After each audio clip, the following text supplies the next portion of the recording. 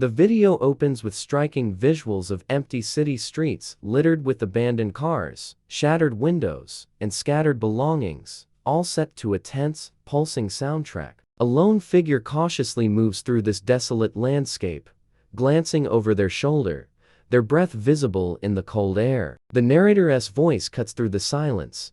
Imagine waking up to a world where the dead walk the streets, where chaos reigns, and every step could be your last. This isn't just a TV show, it has a nightmare scenario that could test the limits of human survival like never before. But in a country as vast and diverse as America, who really stands a chance of making it through? Could you survive the first day, the first week, or would the collapse of society claim you too? The imagery shifts to frantic crowds looting stores, emergency broadcasts urging calm, and soldiers establishing roadblocks, underscoring the desperate scramble for safety and resources. The hook ends with a challenge to the viewer. Today, we're diving deep into the real human survival odds in a Walking Dead-style apocalypse. Brace yourself, the truth might shock you. As the tension eases slightly, the introduction begins by framing the video's purpose: to explore how an outbreak like the one in The Walking Dead would actually play out in America, stripping away the dramatized fiction to focus on real-world factors that would influence survival. The narrator explains that surviving such a catastrophic event wouldn't just depend on luck or fighting skills, but on a complex mix of geography, access to resources, human behavior, and the response of government and military forces. They point out that while the TV show simplifies many elements for storytelling, the reality would be far more unpredictable and dangerous, with millions reacting in fear, communities breaking down, and infrastructure collapsing piece by piece. The introduction promises viewers a detailed look at how different groups of people, from city dwellers to rural farmers, from preppers to the unprepared, would fare in this crisis, highlighting the skills and mindsets that would increase their chances of survival. As the camera pans over a map of America with hotspots lighting up,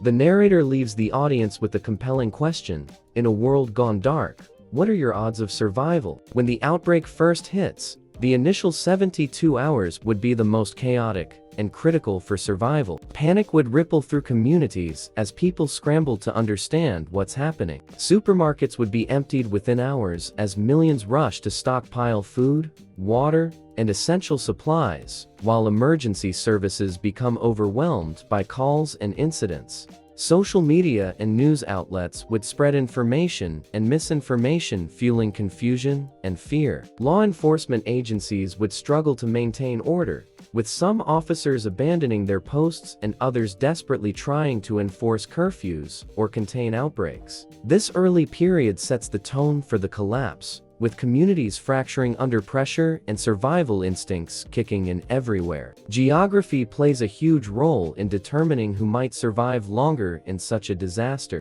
Urban areas, packed with millions of people and limited resources, would become hotspots for violence, disease, and scarcity. Crowded streets, apartment buildings, and mass transit systems would accelerate the spread of infection and make escape difficult. Conversely, rural areas and isolated communities would have a natural advantage. Access to fresh water, open land for farming, and fewer people mean less immediate competition for resources and more space to maneuver. However, remoteness also brings challenges: lack of medical facilities, delayed emergency response, and potential isolation from aid. Climate and seasonal factors would also influence survival, as harsh winters or extreme heat could either help contain the outbreak or worsen conditions for the vulnerable. Resource scarcity would become a daily battle for survivors. Food supplies would dwindle rapidly, with grocery stores and warehouses looted or abandoned. Clean drinking water would become precious as municipal systems fail or become contaminated.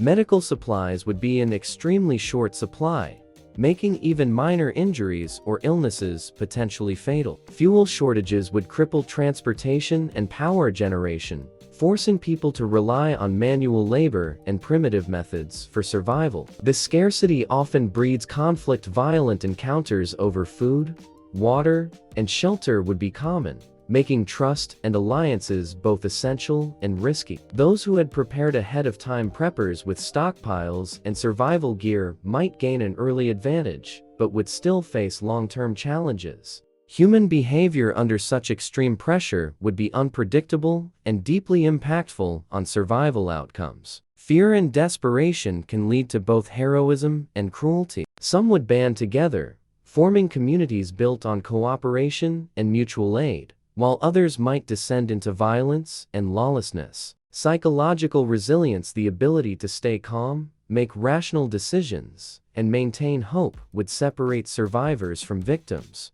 Leadership within groups could make the difference between order and chaos. However, mistrust would be widespread, with people guarding their supplies and watching for threats constantly. Emotional trauma, loss, and exhaustion would weigh heavily on everyone, further complicating survival efforts. The government and military response would shape much of the broader landscape of survival. In reality, agencies like FEMA, the National Guard, and the CDC would mobilize quickly to contain the outbreak and maintain order, declaring martial law, imposing curfews, and setting up quarantine zones or emergency camps. Yet, with millions affected and resources stretched thin, their efforts would likely be overwhelmed. Evacuations might be chaotic or incomplete, and communication breakdowns common. Military checkpoints and patrols could both protect and restrict civilians, sometimes leading to tense confrontations. The fragility of authority during such a crisis would force civilians to adapt quickly